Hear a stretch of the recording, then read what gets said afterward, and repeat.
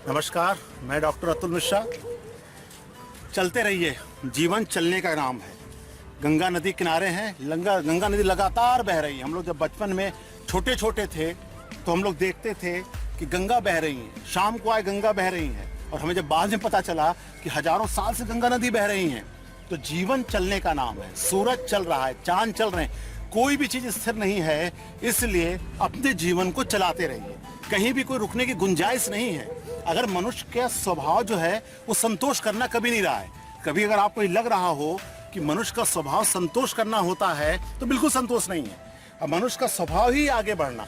एक पोजीशन पहुंचने के बाद आपको ये लगने लगता है कि यार फिर क्या किया जाए। जैसे आप कभी भी अपने बारे में सोचा, आपने बड़े से बड़े एग्जाम की तैयारी कर लीजिए, हमेशा आपको ये लगने लगेगा यार मुझे और पढ़ना चाहिए था। यही जो कमी की चेतना है, ये मनुष्य की ताकत है। इसलिए आगे बढ़िए, जो भी इकट्ठा करना हो। खूब पैसे कमाना चाहते हैं, खूब पैसे कमाइए, ठीक। अगर आप खूब ज्ञान लेना चाहते हैं, ज्ञान लीजिए। जो भी कीजिए लगातार करते रहिए, लेकिन सब में एक खास बात होना चाहिए आपको। जैसे मैं अगर यहाँ गंगा नदी किनारे हूँ, अगर आप देखेंगे एक तरफ गंगा घाट है जहाँ लोग स्नान करते हैं, सुबह सुबह जीवन की शुरुआत कर रहे हैं। उसके बगल में शमशान घाट है। ये शायद ये अलौकिक चीज़ें और ये जो कॉम्बिनेशन है लॉजिकल, कि एक तरफ सुबह हो रही जहाँ स्नान कर रहे हैं, दूसरी तरफ शमशान घाट है जो अंतिम स्थिति है। लेकिन बीच में अगर आप देखेंगे वहाँ पर तो वो लौह स्तंभ दिखाई दे रहा है। मतलब एक स्तंभ है, लौह नहीं, तो एक स्तंभ है। चंद्रशेखर आजाद की मेमोरी है ये। चंद्रशेखर आजाद का अंतिम संस्कार यहीं किया गया था। तो इसका अर्थ क्या हुआ?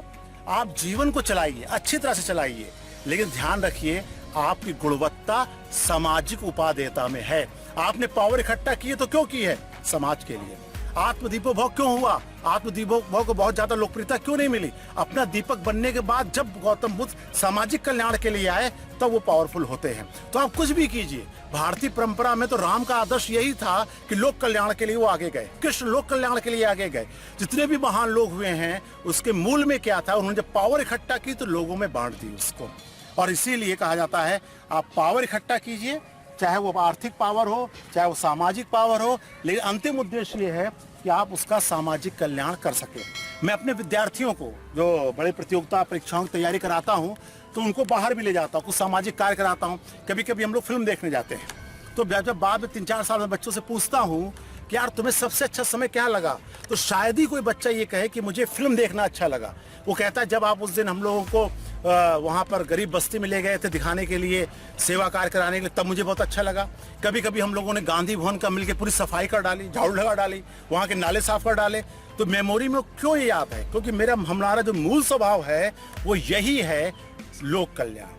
लोक कल्याण करेंगे जब हम दूसरों के लिए कल्याण करते हैं, दूसरों के लिए काम करते हैं तो अच्छी खुशी मिलती है।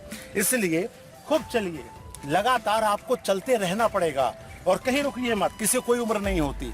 जैसे गालिब का है ना, हजारों ख्वाहिशें ऐसी कि हर ख्वाहिश पे दम निकले। बहुत ख्वाहिशें हैं, हम सब में है। बड़ा कीजिए अपने को। मैंने एक वीडियो में बताया भी है कि अपनी सोच को बड़ा कीजिए और फिर उसके बाद आकांक्षाएं बड़ा कीजिए। आकांक्षाएं किस तरह की हो सकती है? जैसे उसमें कहा था लिफ्ट करा दे, एरो को दिया, गैरो को दिया, हवाई जहाज दिला दे, कोई दिक्कत नहीं। लेकिन दिक्कत का पैमाना, तराजू वही है। क्या तराजू है?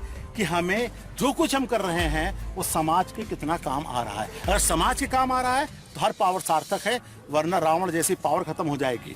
हिटलर जैसे पावर क्यों खत्म हो गई? उसने जो पावर इकट्ठा किया उसको अपने लिए इस्तेमाल कर लिया। तो अच्छा है कि आज यहाँ पर विद्यार्थियों के साथ मैं ये कह सकता हूँ, आप सबको भी कह रहा हूँ, आप कोई भी हो, आपकी उम्र कोई हो, आपका उम्र 60 हो, 70 हो, 40 हो, 30 हो, हर उम्र में अच्छा करने की गुंजाइश रहती है।